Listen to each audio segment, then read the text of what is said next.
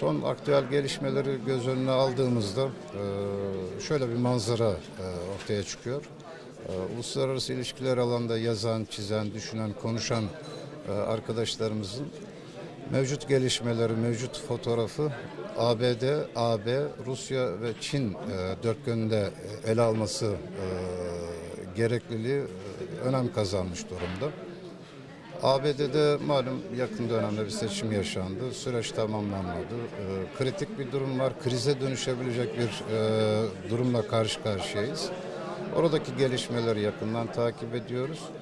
Hemen bunun yanı sıra Avrupa Birliği içerisinde kriz durumu var. Önümüzdeki günlerde 4 Aralık'ta mesela Avusturya'da Cumhurbaşkanlığı seçimleri yapılacak ve büyük ihtimalle aşırı sağın adayı Cumhurbaşkanlığı kazanmış olacak. Uluslararası ilişkileri profesyonel düzeyde takip edenler zaten biliyor ama artık kamuya da mal oldu. Özellikle son 3-4 senedir Avrupa Birliği ülkeleri içerisinde bir eksen kayması olduğunu müşahede ediyoruz. Ana ülkelerde, Almanya, Avusturya, Fransa gibi ana ülkelerde aşırı sağ kayış var. Önümüzdeki sene Almanya'da, Fransa'da, Avusturya'da birkaç ülkede daha genel seçimler olacak. Ve şimdiden gözüken manzara şu, birçok ülkede aşırı sağ partiler yani beklenmeyecek düzeyde belki tüm dünya kamuoyunu endişeye sürükleyecek şekilde yüksek oylar alacaklar.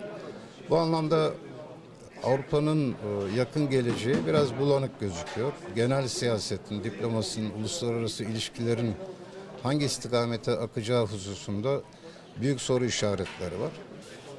Amerika Birleşik Devletleri'nde Trump'ın seçilmiş olması ama henüz seçilmiş olması tasdiklenmedi. Takip ettiğimiz kadarıyla biraz militarist bir çizgi oluşturacak şekilde sanki kadrosunu teşekkül ettirecek gibi.